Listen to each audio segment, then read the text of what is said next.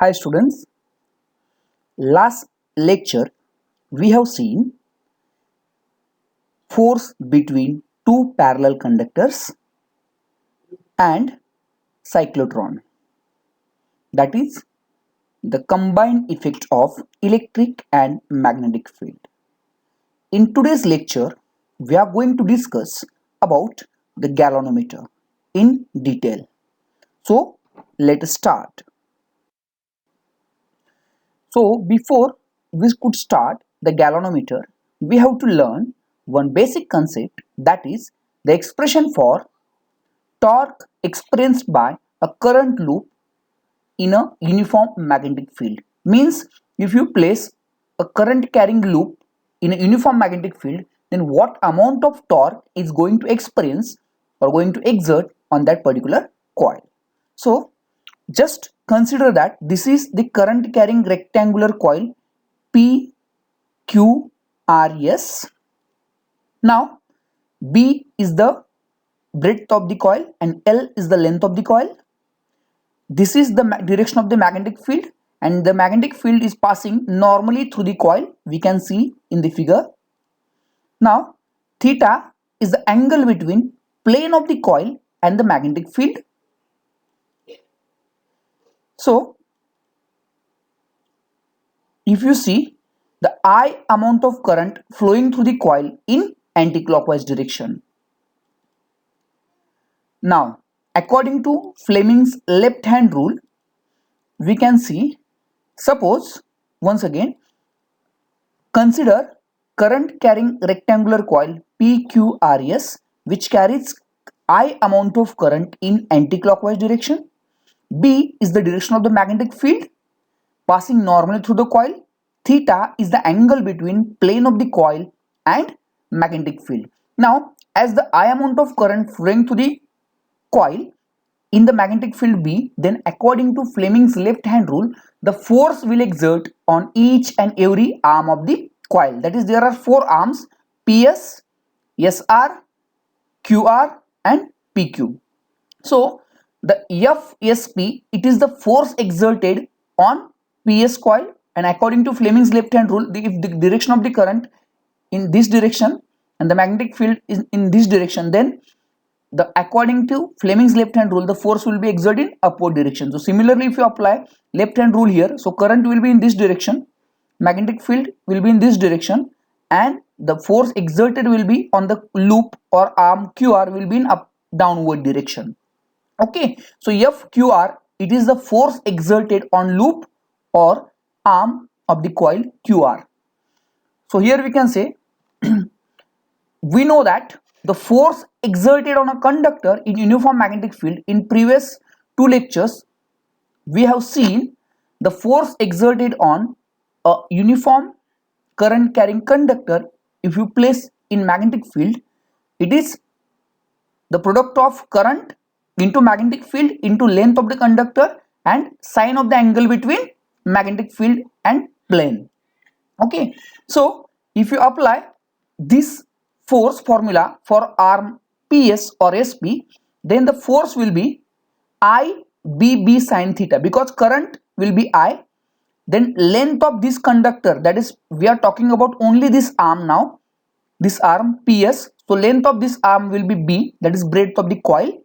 Okay, so we have to write here length B and magnetic field B as it is and sine theta. So hope you understood, this is the force exerted on arm SP, okay, in magnetic field, so it will be IBB sine theta. So similarly we can calculate the force on arm QR here. If you calculate force on arm QR, because we know the basic formula, F is equal to IBL sine theta. So here length is, again both the arms are parallel to each other, so similarly if PS is B, then QR also B. Then similarly we can write the force exerted on arm QR is again IBB sine theta, because I amount of current flowing through the QR, B is magnetic field at QR, and B, small b, is the length of the arm QR. So these are the two forces acting oppositely direction, equally in magnitude but opposite direction if you see here.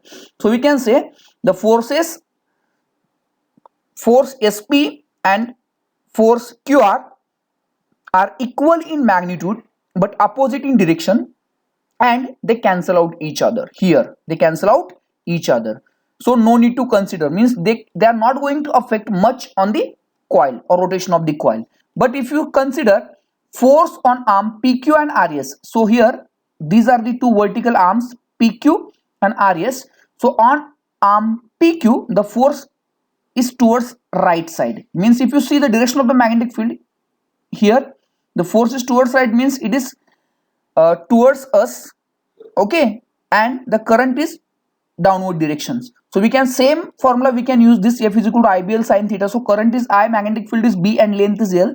So we can apply this formula, so it will come ILB sin 90. So here sin theta is 90, so again sin 90 is 1, so we can write force exerted on arm PQ is ILB only. Similarly we can calculate the force on SR. So length of SR is bit similar to, because it is parallel to PQ, so length of SR will be again L, okay. Current is I and magnetic field is B, and here the current is towards inward direction, here we can say. So FRS is force exerted on arm RS is equal to ILB sin theta, that is theta is 90, so it will be ILB. So if you see the both the forces, that is force FPQ and FRS act along different line of actions, and hence they produce torque about the axis of the coil. Means if you see these two forces, force on PS and QR, they equal and opposite, so they cancel out each other. But if you consider these two forces on arm PQ and arm SR, that is FSR is the force exerted on arm SR, and FPQ is the force exerted on arm PQ due to magnetic field B and current I. So these two forces, if you consider, these two forces are acting parallel to each other but opposite and parallel to each other. Means what? According to the definition of torque, if two equal and parallel forces acting on a same body but at two different point of actions, then the coil start rotating about its fixed axis of rotation. It is called as torque or moment of couple, okay, or simply couple we can say. So the forces FPQ and FRS acts along different lines of actions, means FPQ acting here, means it will be rotating coil in this direction, and this force will rotating coil in this direction. So coil start rotating about its fixed axis of rotation. So here, hope you understood. Next, now we know that the definition torque experienced by the coil is given by the basic definition of torque we already have learned in class 11. Torque is nothing but magnitude of the one of the force into perpendicular distance between two forces, isn't it? So torque, it is the product of magnitude of the one of the force and perpendicular distance between two forces. But if you see the figure, here there are two forces equal and opposite but parallel in, and they are acting two different point of actions, that is force RS and force PQ. So any one force we can take, and Pn is the perpendicular distance. Here we can see Pn is the, if you see the previous figure also, Pn is the perpendicular distance between two forces. These are the two forces FRS and FPQ. So according to that we can modify the formula. So torque is equal to magnitude of the one of the force. So we have considered here force 1, any one force we can consider because both the forces are equal. So we can consider force F is equal to PQ. So force FPQ into perpendicular distance is nothing but Pn here. But if you apply sin theta in triangle, right angle triangle SNP, it will be opposite side, that is Pn upon hypotenuse, that is PS. So sin theta will be Pn upon PS, but Pn is equal to, we can write B sin theta, because PS is nothing but B. This distance PS is nothing but B. Here you can see. So our formula will be force, magnitude of the one of the force. In last slide we have seen it is ILB, and perpendicular distance is nothing but here B sin theta. So our expression will be I L into B into capital B sin theta. So here I is current, L is length of the coil, B is breadth of the coil, capital B is the magnetic field, and sin theta is the angle between magnetic field and plane of the coil. So but here length into breadth is the area. So we can write the modify, or we can modify the equation in such a way: torque is equal to IAB sin theta. Okay, and if you consider this coil is made by large number of or n number of turns, isn't it, of copper wire or any metallic conductor, then we can introduce the n in equation. So we can write torque tau is equal to NIAB sin theta, where n is the number of turns. Okay, and this is the expression for torque acting on a current carrying conductor or loop in uniform magnetic field. So hope you understood, my dear student. And in this equation, tau is torque, n is the number of turns of the wire, I is current flowing through the coil, that is anti-clockwise direction. Last slide we have seen. A is area of the coil, that is length into breadth. Here we can see. B is the magnetic field, and theta is the angle between magnetic field and plane of the coil. So this is the expression of the torque acting on a current loop in uniform magnetic field. Means if you place any current carrying loop in uniform magnetic field, then definitely the torque will act, that is two equivalent parallel forces acting on two different point of actions, and suddenly the coil start rotating about its fixed axis of rotation, isn't it? And this is a wonderful application we are going to use in the next point, that is galvanometer, isn't it? So before that we'll see some cases. So note first, suppose just imagine that if theta is 0, means the angle between plane of the coil and magnetic field is 0, means they are parallel to each other, isn't it? Then torque is 0, because sine 0 is 0. So if you put this formula, put this value in this formula, then it will come torque is 0. And if here theta is 90, means magnetic field is perpendicular to the plane of the coil, then we'll get the maximum torque, because sine 90 is 1, so we'll get maximum torque is equal to NIAB. So here we can calculate the maximum torque. So my dear student, while solving the numericals of NEET and JEE, you have to remember these cases, because sometimes they may ask the question in this format only. Okay, and so here unit of magnetic field is Tesla, unit of current is in ampere, area in meter square, and torque in Newton meter, for your information. And by using above formula, okay, for torque can be used, or we can say the above formula for torque can be used for any loop irrespective of its shape. Means by with the help of this formula we can calculate the torque of any shape of loop. Okay, so hope you understood, my dear student. Next, now it's time to discuss the application of the torque. Whatever we have done in previous two slides, now it's time to discuss the application of this particular point. So next is very important point, that is moving coil galvanometer or suspended type galvanometer. And basically this galvanometer we are going to use in physics lab. Already we have done some applications of galvanometer, like we have used galvanometer in Wheatstone's meter bridge, in potentiometer. So various application already we have done. Okay, so now what exactly the galvanometer, what is the construction, what is the working of galvanometer, principle, definition, each and every term we are going to discuss in this topic. Okay, so next, the moving coil galvanometer. So what is moving coil galvanometer? Moving coil galvanometer, it is the electromagnetic device. Means here we are going to use both the field, electric as well as magnetic field. So moving coil galvanometer, it is an electromagnetic device that can be used to detect, point to be noted, it is used to detect, not measure, okay, small amount of current in the circuit. So what is moving coil galvanometer? Moving coil galvanometer, it is an electromagnetic device that can be used to detect small amount of current in the circuit. Okay, means if we connect the galvanometer in the circuit, we can detect even the current in the microampere range. Okay, so ammeter can't do this.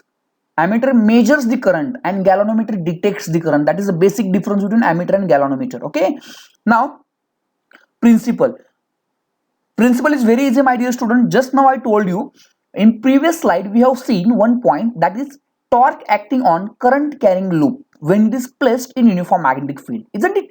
Now a current carrying coil when placed in external magnetic field, as we have seen in previous point, it experiences some torque, and start rotating around its axis, just the way we have seen in previous slide. Means when we place any current carrying loop or coil in uniform magnetic field, and if you pass some current through that coil, then definitely that coil is going to rotate around its fixed axis of rotation due to the torque, because torque will act on that coil, isn't it? So basic principle is very easy.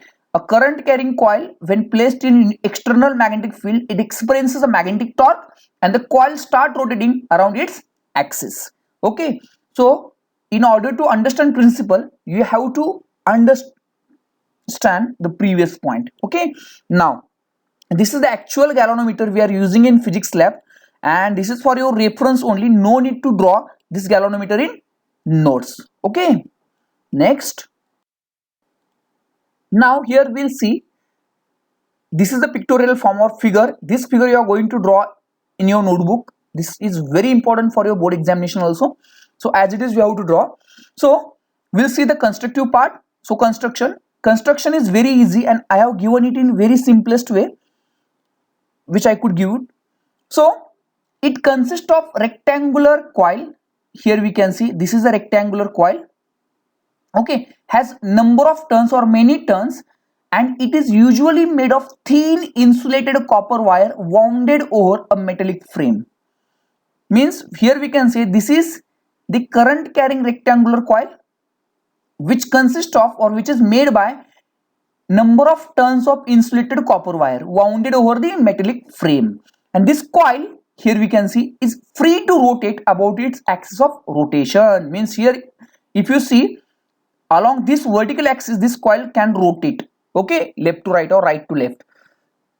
So this is the first point. Then second point, we can see the coil is connected to fixed and firm rigid support with the help of phosphor bronze strip with mirror arrangement. Here we can see this current carrying rectangular coil, okay, which is made by number of turns of insulated copper wire wounded over the metallic frame, which is attached to the fixed and firm rigid support. Here we can see with the help of phosphor bronze strip or wire. Here this wire is called as phosphor bronze strip with the mirror arrangement. Mirror arrangement, as I said earlier, to remove the parallax, to get the correct reading. Okay, we have connected mirror.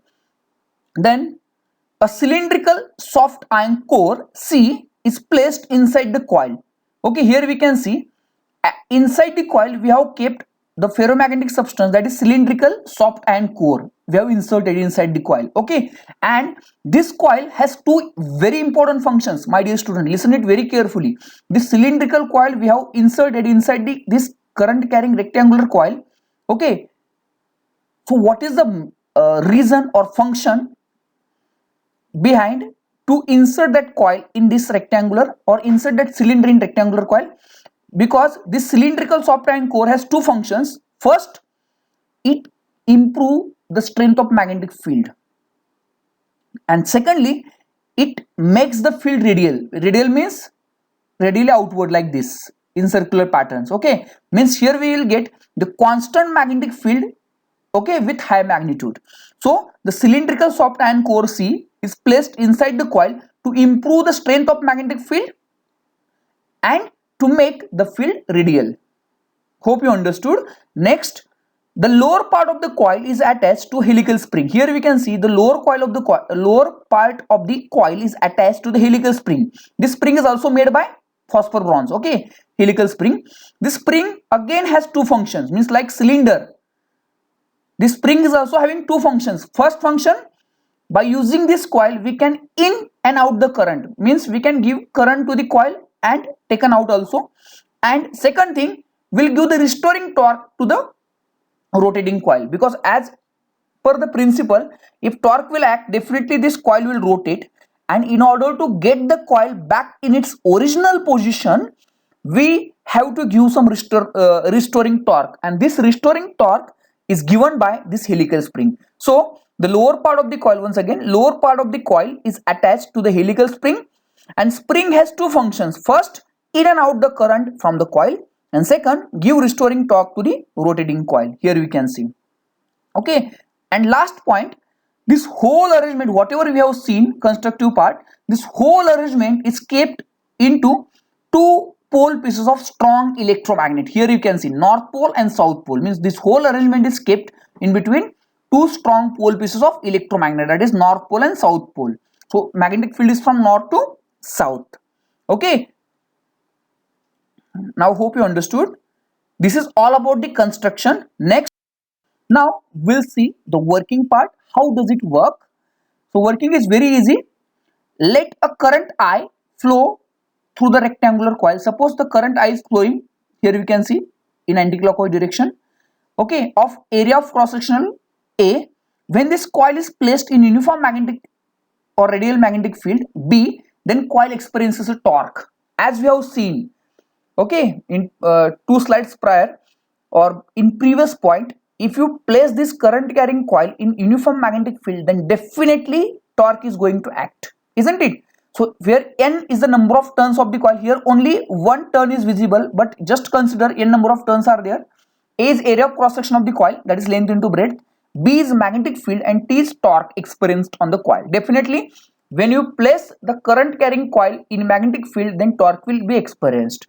So according to the definition of torque, we know that torque is nothing but force, means magnitude of the one of the force. Here two forces are there, two equal and parallel forces here, F and F.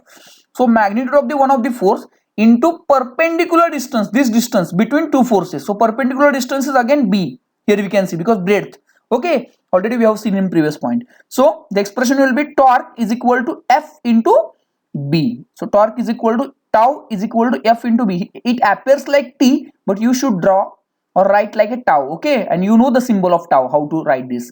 So tau is equal to force into perpendicular distance, that is B, okay. But again we know that if you place the any conductor, then force exerted on conductor or arm BC or AD, okay, the force is nothing but IBL sine theta. So sine theta, theta is 90, so sine 90 is again 1, okay. So force is IBL, so you will put the value of force in this equation. So the next equation becomes the torque T acting on a single loop ABCD, this single loop ABCD, we are not considering n number of turns right now. So torque T or tau acting on a single loop ABCD of the coil is nothing but force into perpendicular distance. So force is IBL into perpendicular distance B. So here BIL into B. So here capital B is magnetic field, I current, L is the length of the coil, B is the breadth. So again length into breadth is nothing but area. So here we can write, instead of L into B, we can write A. So hence the torque acting on n number of turns of the coil is given by tau is equal to NIBA or IBA, okay. And if you put n, so if you consider coil is made by n number of turns, then torque is tau is equal to NIAB. So my dear student, this is a total torque acting on the coil, okay, galvanometer coil, and this torque will make the coil rotate about its fixed axis of rotation. Means this is the torque tau NIBA or NIAB is responsible for rotation of the coil as per the principle. Because what is the principle of galvanometer? Just now we have seen, if current carrying coil is placed in external magnetic field, then torque will act on it and the coil start rotating about its fixed axis of rotation here, okay, it start rotating from left to right or right to left, isn't it? And this torque NIAB means this amount of torque is required to produce rotation in the coil. So this torque is also called as rotating torque, okay. Just remember, this torque is also called as deflecting torque, as it deflects the coil, or rotating torque, and it is total depends on number of turns, current, area of cross section of the loop or coil, and magnetic field, isn't it? So hope you understood. Now just here we have to remember one point. What is the torque or deflecting torque? It is nothing but tau is equal to NIAB.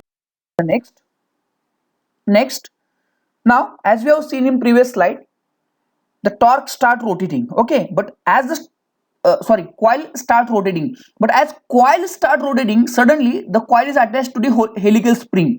So this helical spring will get twisted, isn't it? So due to the torque, coil rotate around its axis and the helical spring gets twisted, okay, or spring twists, okay, and in turns the spring S attached to the coil produces a counter restoring torque K theta, which helps coil to regain its original position. So here I want to explain this point.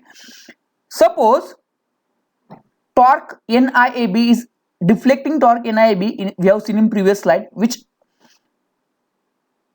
acts on this coil and coil start rotating.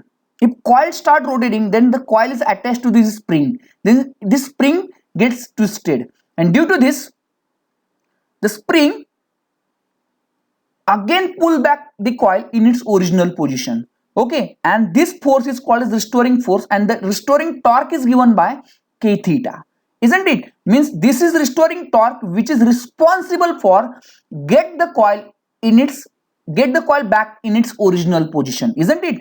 So here we can say the restoring torque is nothing but k theta, where k is the torsional constant. Okay, so my dear student, here one point need to be noted.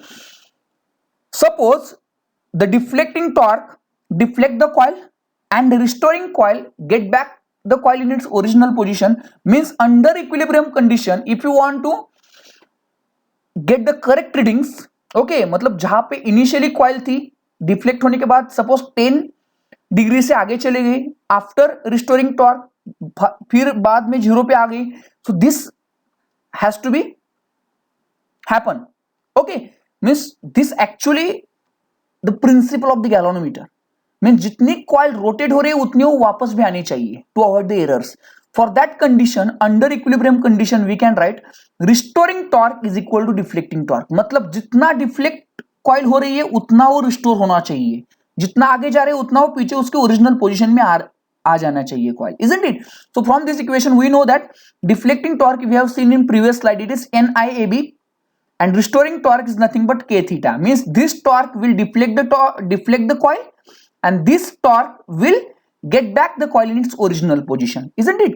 Now here, as I said, k is called torsional constant, and it is the ratio of restoring couple per unit twist or restoring torque per unit twist, that is theta.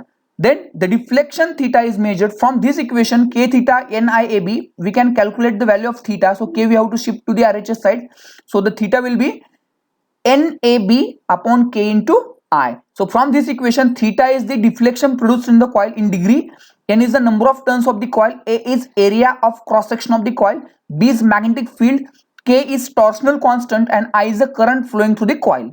So from this equation, if you see number of turns, area, magnetic field, and torsional constant, all these four quantities are constant, so that we can write theta is proportional to I, that is deflection produced in the coil is total depends on the I, that is current.